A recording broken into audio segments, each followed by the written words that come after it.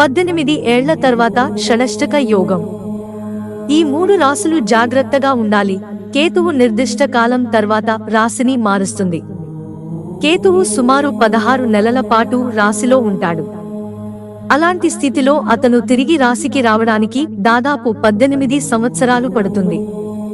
గత సంవత్సరం అంటే అక్టోబర్ 30, 2023న కేతువు కన్యారాశిలోకి ప్రవేశించాడని మీకు తెలియజేద్దాం.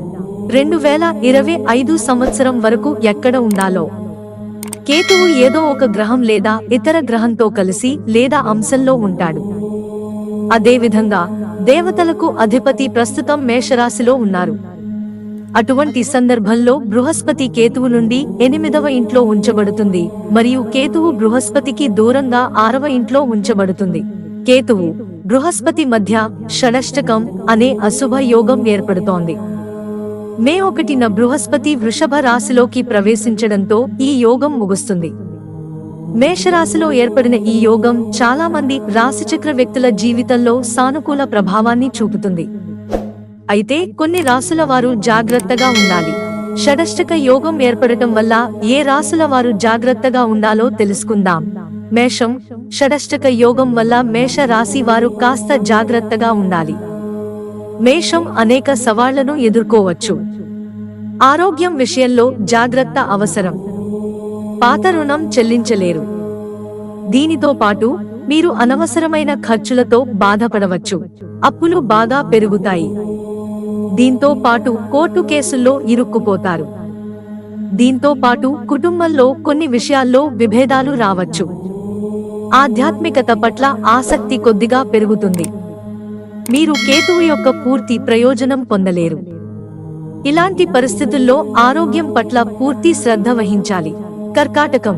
షడష్టక యోగం ఏర్పడటం వల్ల కర్కాటక రాశి వారు మే 1 వరకు జాగ్రత్తగా ఉండాలి. ఈ యోగం దశమంలో ఉండటం వల్ల కేతువు మంచి ఫలితాలను ఇవ్వలేడు.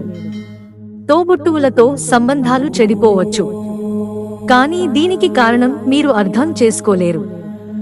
ఆటంకాలు లేకుండా ప్రయాణం చేయాలి. దీనితో పాటు సంభాషణ లోపాల వల్ల సంబంధం దెబ్బతింటుంది. మీరు దీనితో ఏదైనా మంచిగా చెప్పవచ్చు కానీ అది ఎదురుదెబ్బ తగిలింది.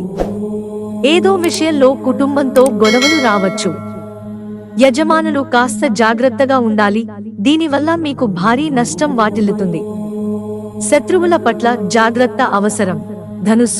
ధనుస్సు రాశి వారికి షడాష్టక యోగం కాస్త కష్టమే. అటువంటి పరిస్థితిలో ఈ రాశికి చెందిన వారు కొంచెం జాగ్రత్తగా ఉండాలి. ఉద్యోగస్తులు సవాళ్లు, అడ్డంకులు, సమస్యలను ఎదుర్కోవచ్చు.